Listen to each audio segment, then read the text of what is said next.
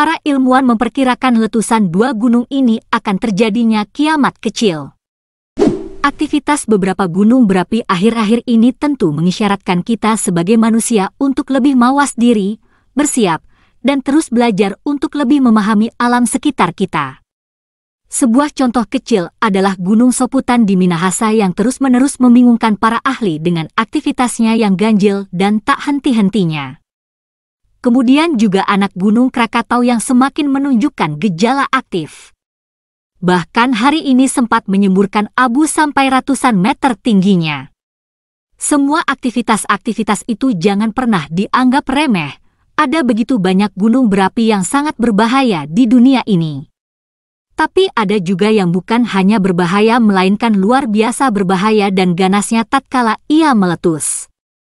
Gunung Tambora misalnya adalah salah satu gunung yang ledakannya termasuk paling dahsyat di dunia.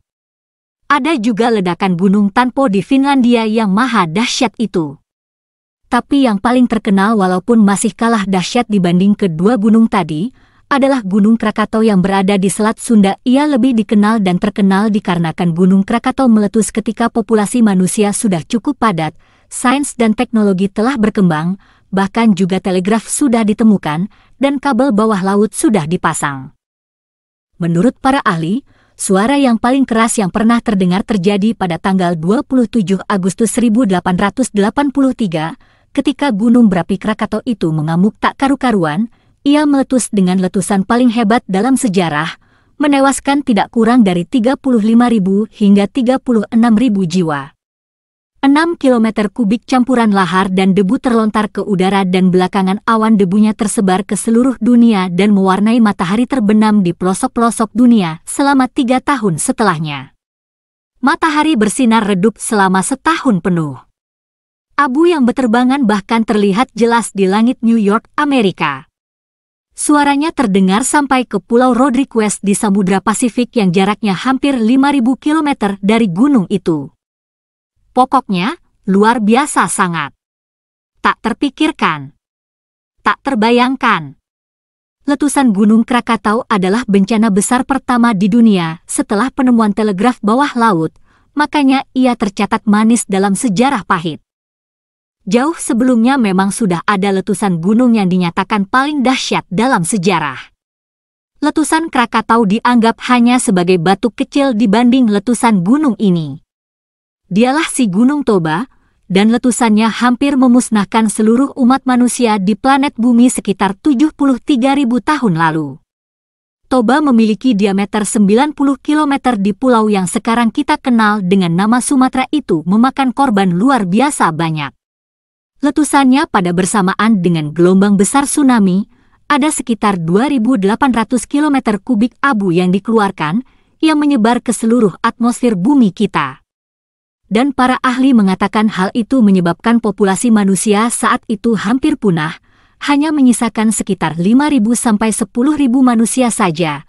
Tapi itu dulu, sekarang ini menurut para ilmuwan ada 2 jenis gunung yang harus diwaspadai lebih lagi. 2 gunung yang bakalan mempercepat kiamat seandainya mereka mengamuk dan meletus. Yellowstone boleh saja dianggap sama seperti gunung berapi lainnya, tapi bedanya Yellowstone adalah supervolcano atau dikenal dengan super V yang jelas-jelas lebih kuat dan lebih dahsyat dari gunung berapi biasa. Supervolcano yang ada di dunia ini banyak, tapi selama berabad-abad mereka bisa tersembunyi dengan aman tanpa kita ketahui. Kenapa bisa?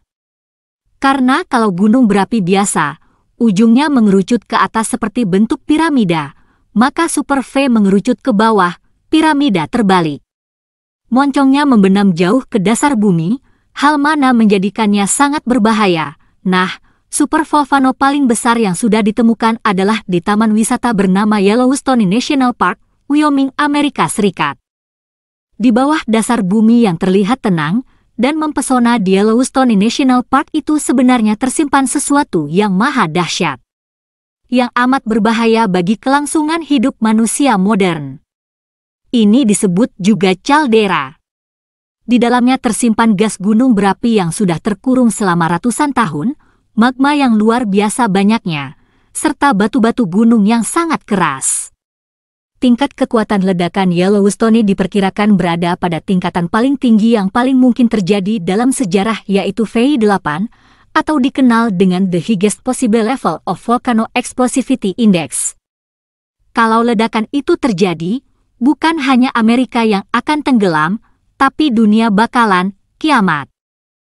Pertanyaannya adalah, akankah Yellowstone meletus? Beberapa fakta dan data mengamini itu. Jawaban para ahli mendukungnya.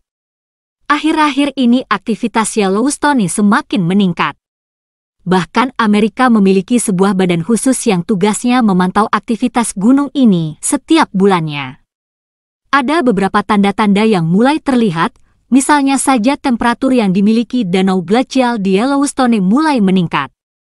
Timbunan-timbunan di dasar danau semakin bertambah besar. Ventilasi hawa panas di sepanjang Norris Geyser rupa-rupanya juga mengakibatkan temperatur tanah dataran sekitar situ meningkat sangat signifikan. Pada bulan Oktober 2011 lalu, sebuah badan kerjasama yang terdiri dari Badan Pemantau Survei Yellowstone, yaitu The Yellowstone Volcano Observatory dan Lembaga Survei Geologi Amerika, dikenal dengan nama The Coast Geological Survey, USGS, sudah mencatat begitu banyak aktivitas gempa di National Park itu. Tercatat sekitar 27 gempa telah terjadi. Bulan sebelumnya, September 2011, bahkan lebih banyak lagi, yaitu 45 kali gempa. Pada bulan Juli terjadi aktivitas gempa 50-an kali. Ini jelas menandakan keaktifan Yellowstone semakin menampak. Memang letusan Yellowstone yang paling akhir terjadi sekitar 70.000 tahun lalu.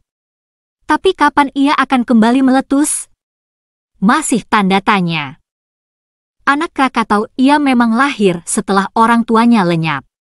Tepatnya 40 tahun setelah kepergian induk Krakatau yang meletus maha dahsyat, lalu kemudian melahirkan anak yang terus bertumbuh besar. Hari lahirnya tercatat resmi pada tahun 1927, munculnya gunung api yang dikenal sebagai anak Krakatau dari kawasan kaldera purba tersebut tentu menimbulkan rasa was-was yang sama. Akankah ia akan seganas dan sedahsyat leluhurnya? Faktanya, tiap tahun ia bertumbuh dan bertambah tinggi. Melalui kalkulasi maka para ahli menyimpulkan bahwa kecepatan pertumbuhan tingginya sekitar 20 inci per bulan. Oleh karena itu diketahuilah berapa penambahan tinggi setiap tahunnya. Saat ini, ketinggian anak Krakatau sudah mencapai sekitar 230 meter di atas permukaan laut, sementara induknya yaitu Krakatau sebelumnya memiliki tinggi 813 meter dari permukaan laut. Kita mungkin trauma dan takut dengan peristiwa sejarah kelam meletusnya Gunung Krakatau. Betapa banyak jiwa menjadi korban dari amukan gunung yang sungguh luar biasa itu.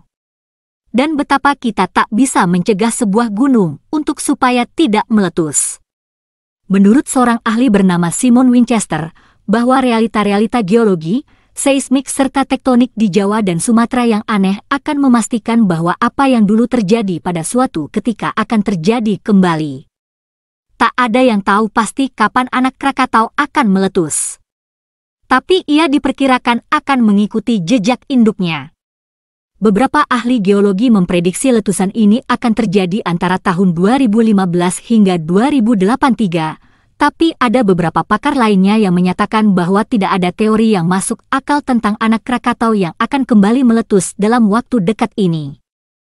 Tapi mereka menegaskan, kalau sampai ia meletus maka akan sangat berbahaya. Andai kata ia benar-benar meletus setelah tingginya melampaui induknya, jelas sekali angka korban yang ditimbulkan akan lebih dahsyat dari letusan induknya. Lalu kapan ia akan meletus dan mempercepat kiamat? Tidak ada yang tahu. Kita hanya mampu menganalisa dan memprediksi kekuatan alam, tapi hanya Tuhan yang Maha mengetahui.